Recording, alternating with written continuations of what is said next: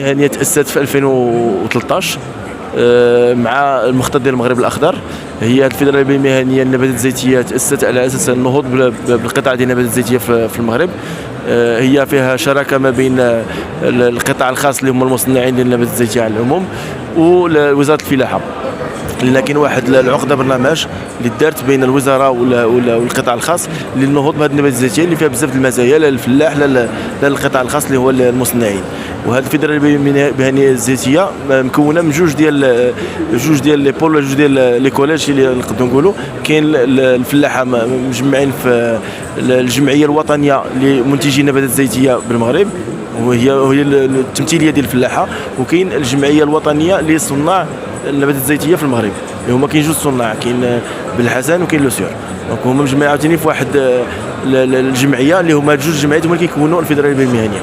وهذه الفيدراليه المهنيه شنو عندها كاهداف؟ هي توسيع ديال زراعه النباتات الزيتيه في المغرب، يعني في كاع جميع المناطق فين كيدار الزراعات الكبرى بحال الزرع ولا بحال الفيليه ولا هذا. دونك هذه النباتات الزيتيه كدار في هذه المناطق بحال هذه المنطقه ديال الشاويه كما كنقولوا، المناطق اخرى ديال مكناس، السيس، الغرب، زعيد، كاع المناطق الكبرى اللي كدار فيها النبات زعما الزراعات الكبرى. هذا البرنامج كيهدف انه يطور هاد النباتات ونديروا واحد الانتاجيه في المغرب اللي باش نغطيو واحد شويه ديال الحاجيات ديال الزيت المائده في المغرب، باش ما نبقاوش ديك التبعيه المطلقه للاستيراد ديال الزيت من برا. والاهداف اللي عندنا ملي بدينا في 2013 هو اننا نوصلوا لواحد 20% ديال الحاجيات ديال الزيت في البلاد ديالنا. ودونك هاد العقده برنامج اللي مسنيه ما بين الفيدراليه المهنيه والوزاره الفلاحه فيها واحد المزايا. كاين في اول حاجه هي التجميع، وفي هذا الاطار تاسس واحد الجروب اللي كيتمجيهم هو تجمع صناع النباتات الزيتيه اللي هو المجمع.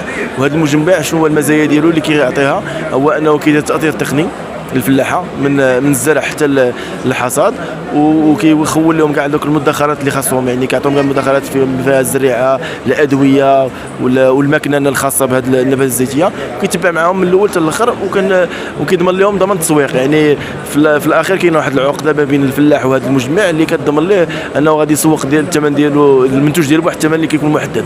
هي حيت حنا جبنا واحد المنتوج، ماشي جبنا،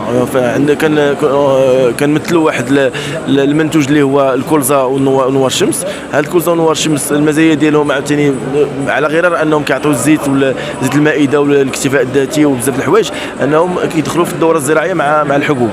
يعني كيطوروا الحبوب، يعني ملي كدير الدوره الزراعيه كيولي الحبوب اللي كيداروا مورا هاد الكولزا هادي في المثال كيكونوا مزيانين، كيعطي مردوديه اكثر، كيكون فيهم امراض قل ومشاكل ديال الاعشاب الضاره قل. يعني هذيك ماشي زراعه بديله ولكن زراعه تكميليه للدوره الزراعيه.